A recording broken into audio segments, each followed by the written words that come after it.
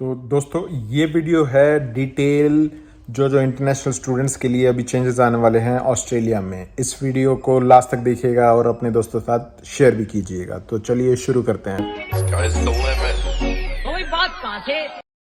राम राम दोस्तों, मेरा नाम है सचिन दुआन और फिलहाल मैं हूं एडलेड ऑस्ट्रेलिया में। अगर आप मेरी वीडियोस को रेगुलरली देखते हैं तो you might be aware that generally I upload videos on Australia और life of a nurse in Australia और how international students can come and work in Australia and study.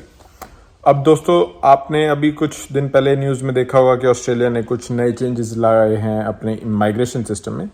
उन्होंने आगे 10 साल के लिए एक प्लान में कहूँगा कि आउट किया है, जिसको वो एक न्यू माइग्रेशन स्ट्रेटजीज बता रहे हैं अपनी। उसमें उन्होंने काफ़ी पॉइंट्स बताए हैं। It is regarding the PR, regarding the major thing which they told is about the migration. अब हुआ क्या कि एकदम से कोविड के बाद काफ़ी ज़्यादा माइग्रेंट्स आ गए इस कंट्री में। इसकी वजह से उन्होंने अब ये प्लान किया है कि how we can reduce them. उन्होंने 2-3 पॉइंट्स बताए उसमें जो सबसे इंपॉर्टेंट थे इंटरनेशनल स्टूडेंट्स के लिए। हम इस वीडियो में 3 टॉपिक्स के ऊपर बात करें। पहला, जो पॉइंट्स इंटरनेशनल स्टूडेंट्स के लिए इंपॉर्टेंट हैं। दूसरा, जो आपका पोस्ट स्टडी वर्क वीज़ा होता है उसके ऊपर क्या चेंजेस आने वाले हैं। तीसरा, आपके नए वीज़ाज भी आने वाले हैं, उनके ऊपर भी डिस्कस करते हैं। तो दोस्तों, सबसे पहला था अपने इंटरनेशनल स्टूडेंट्स के लिए। जो सबसे इंपॉर्टेंट इंटरनेशनल स्टूडेंट्स के लिए उन्होंने बताया है वो है आपका इंग्लिश स्कोर। इंग्लिश स्कोर दोस्तों पहले होता था 5.5 मिनिमम चाहिए था आपको इंग्लिश टेस्ट में। आदर वो आपका PT, IELTS, कोई भी आपका इंग्लिश का स्कोर इंग्लिश टेस्ट हो, सेम है वो। PT में भी 5.5 इक्वल जो उनका स्कोर होता था PT का वो, या IELTS का। अब उसको चेंज कर दिया है 5.5 से वो 6 बैंड ईच में आ गए हैं वो। अब जो स्कोर मैं बता रहा हूँ आपको वो IELTS का या PT आपका इंग्लिश टेस्ट। अब पहला तो ये पॉइंट था। अब दूसरा, आपने कुछ टाइम पहले एक न्यूज़ सुनी थी जेन्युइन स्टूडेंट टेस्ट होने वाला है। अब उन्होंने उसको क्लियर कह दिया है कि yes, we are going ahead with genuine student test. और ये सब दोस्तों अर्ली 2024 में इम्प्लीमेंट होने वाले हैं। अब जो जेन्युइन स्टूडेंट टेस्ट वो किस लिए कर रहे हैं भाई?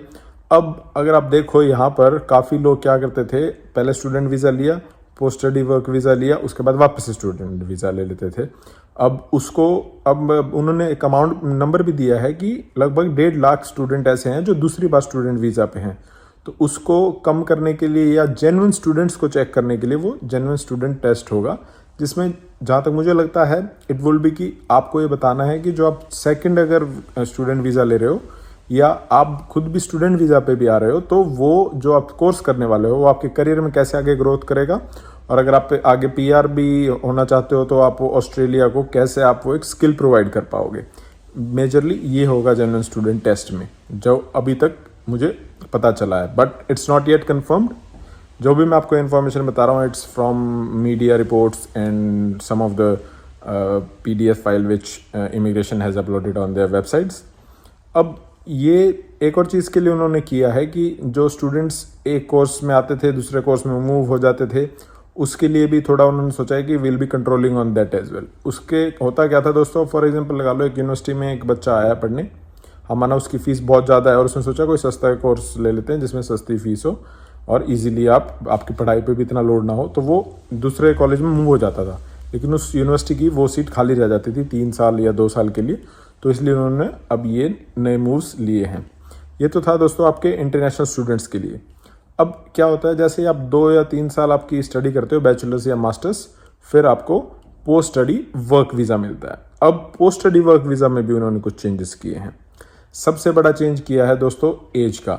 सबसे पहले क्या होता था, if you have completed your bachelor और masters, mostly it was masters, अगर आप मास्टर्स कंप्लीट कर लेते थे तो उसके बाद जब आप post study work visa apply करते थे, if you are below 50 you were able to apply post study work visa. But now if it has change to 35 years, अगर आप 35 साल की आप उम्र है उससे कम, तो ही आपका post study work visa apply कर पाओगे। या उससे मैं कहूँगा कि अगर ज़्यादा है, लाइक कुछ लोग ऐसे सोचते थे कि I am in my 40s and I am coming to Australia to do my post graduation, उसमें फिर आपको पोस्ट स्टडी वर्क वीज़ा या TR कह लो, वो जो मिलता था वो नहीं मिलेगा। अब ये एक पॉइंट हो गया। अब इसमें इन्होंने इनका इंग्लिश स्कोर भी बढ़ा दिया। इंग्लिश स्कोर पहले क्या होता था आपका इस पोस्ट स्टडी वर्क वीज़ा के लिए, it was 6 band in English test, अब उन्होंने उसको 6.5 कर दिया है, जो कि मैं कहूँगा कि it depends, I think it will be a bit hard, पर वो ये बेसिक उनका जो सारा जो ये चक्कर उन्होंने घुमाया है, 2 कारणों के लिए घुमाया है। एक, माइग्रेशन ज़्यादा हो गई है, दूसरा उनको चाहिए स्किल वर्कर। अब ये 2 मैंने आपको पॉइंट बताए हैं, ये आपके पोस्ट स्टडी वर्क वीज़ा पर चेंजेस हैं, और एक उन्होंने पॉइंट बताया है कि आपका जो ड्यूरेशन होती है दोस्तों, जो आपकी स्टडी कंप्लीट करने के बाद आप पोस्ट स्टडी वर्क वीज़ा लेते थे, पहले उनकी ड्यूरेशन थोड़ी अलग थी। For bachelors it was 2 years, और अगर आपने मास्टर्स किया तो उसके बाद आपको 3 साल का मिलता था, पर अब वो चेंज होकर दोनों का 2-2 साल हो गया है। हाँ, अगर आप रीजनल में हो तो इट डिपेंड्स कि आप कौन से एरिया में हो, उस बेस पे आपका क्या पता आपको थोड़ा ज़्यादा भी मिल जाए, पर मास्टर्स का 3 साल से 2 साल हो गया, अभी ड्यूरेशन भी कम कर दी है भाई। अब ये था सारा आपका पोस्ट स्टडी वर्क वीज़ा में, और ये अब आगे कुछ नए वीज़ाज भी लेके आने वाले हैं, जिसमें जो आपकी परमानेंट रेजिडेंसी तक लीड करेंगे। वो आपकी डिपेंड करेगा कि जिस आप जॉब के ऑक्यूपेशन में आ रहे हो वो एग्जैक्टली कितनी उसकी सैलरी है। उसके ऊपर अभी क्लियर कोई इन्फॉर्मेशन ज़्यादा आई नहीं है, जैसी आएगी will surely let you know. तो ये कुछ इन्फॉर्मेशन उन्होंने अभी लेटेस्ट बताई है इंटरनेशनल स्टूडेंट्स के लिए, या कुछ और उन्होंने और इन्फॉर्मेशन भी दी हैं, जिसमें उन्होंने कहा है कि जो आपके एजुकेशन प्रोवाइडर्स हैं, उन्होंने दोस्तों एक इंटरनेशनल स्टूडेंट के लिए ये भी इंपॉर्टेंट बताया है कि जो आपके डॉजी कहते हैं, जिन्हें या लगा लो जो थोड़े लाइक लेवल कहते थे, जैसे अपने जो पहले बात करते थे लेवल 1, लेवल 2, लेवल 3, अब जो कम लेवल वाले होंगे उनके ऊपर उनके वीज़ा में भी थोड़ा इशू आ सकता है स्टूडेंट्स के लिए। उसमें वो आई वुड रिकमेंड कि उससे थोड़ा बचें। उसमें चांसेस हैं कि क्या पता आपका बहुत लेट हो जाए वीज़ा, और क्या पता आपका वीज़ा रिजेक्शन भी आ सकता है। तो मैं ये कहूँगा भाई, ये ओवरऑल जो इनका प्लान है, ये चाहते हैं कि जेन्युइन स्टूडेंट आए, जेन्युइन स्टूडेंट जो आए यहाँ पर आके उनको आगे यहाँ ऑस्ट्रेलिया को स्किल प्रोवाइड करे। स्किल के लिए आप दोस्तों अपने नॉर्मल कुछ नहीं, गूगल पे सर्च कर सकते हो skill occupation list of Australia, उसमें आपको काफ़ी स्किल मिल जाएंगी। और स्किल का और कोर्स का कोई एग्जैक्ट आप ऐसे नहीं होता है कि आपने ये कोर्स कर लिया तो आपको स्किल मिल जाएगी, नहीं। आपको ये डिपेंड करना है कि इस कोर्स के बाद आपको किस ऑक्यूपेशन में जॉब मिलेगी। ये बहुत इंपॉर्टेंट होता है कि किस ऑक्यूपेशन में जॉब मिलेगी, क्या आपकी स्किल असेसमेंट हो सकती है इससे, इस कोर्स के करने के बाद। वो डिपेंड करता है आपकी आगे स्किल क्या होगी, और स्किल आपको स्किल वर्क वीज़ा कौन सा मिल सकता है, या आगे आपको पीआर में भी कैसे क्या सीन होंगे। ये कुछ इंपॉर्टेंट पॉइंट्स से जो मैं आपको समराइज करके थोड़ा बता रहा हूँ कि हाँ, ये इंटरनेशनल स्टूडेंट्स के लिए इंपॉर्टेंट पॉइंट्स हैं। तो भाई मैं ये कहूँगा कि हाँ, ओवरऑल ये है कि थोड़ा टफ होगा, पर इनको थोड़ा अपनी माइग्रेशन कम करनी है, इसलिए कर रहे हैं। और अगर आप देखो यार, सारी अब यूके में भी देखो थोड़े चेंजेस आ गए हैं, अब कनाडा में भी थोड़े चेंजेस आ रहे हैं। अब ऑस्ट्रेलिया ने सोचा भाई हम क्यों पीछे रहे, तो इन्होंने भी अपने जो अपने लगा लो नई स्ट्रेटजीज इंप्लीमेंट करनी थी वो करने की पूरी तैयारी कर ली है। हाँ, जेन्युइन स्टूडेंट टेस्ट का पहले भी बात चल रही थी कि हो सकता है, but we were not sure कि एग्जैक्टली ऐसे ये चेंजेस आएंगे। अब मैं कहूँगा घबराने की ज़्यादा बात नहीं है भाई, अपने जेन्युइन जो पढ़ाई करने आ रहे हो वो करने आओ, अपने जेन्युइन डॉक्यूमेंट्स लगाओ, और कोई चक्कर नहीं है, आओ, अभी भी वीज़ा मिलेगा। ऐसी बात नहीं है कि वीज़ा देंगे, वीज़ा देना इनके लिए बहुत ज़रूरी है।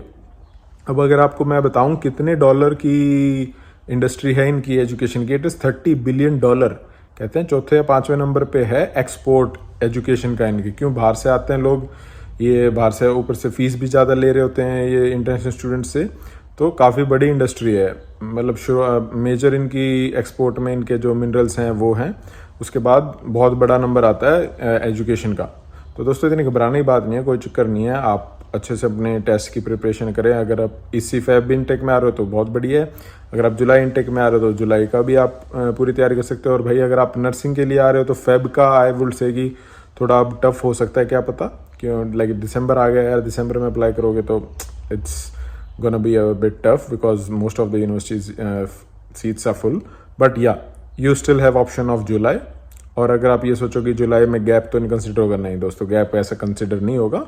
आप you can clearly state in your SOP that we tried for Feb intake but it wasn't possible, that's why we are coming in July intake. तो दोस्तों ये बातें थी अपने जो नए स्ट्रेटजीज आई है उनके ऊपर। बाकी आप और कैसी वीडियोस देखना चाहोगे वो आप कमेंट करके बता सकते हो। और चलो मिलते हैं अगली वीडियो में। अगर आप मुझसे बात 1-on-1 बात करना चाहते हो तो I put a link in the description. वो टॉप में एक लिंक है, it is a kind of website where you can book a 1-on-1 talk conversation and we can talk on it. तो चलिए दोस्तों मिलते हैं अगली वीडियो में। राम राम।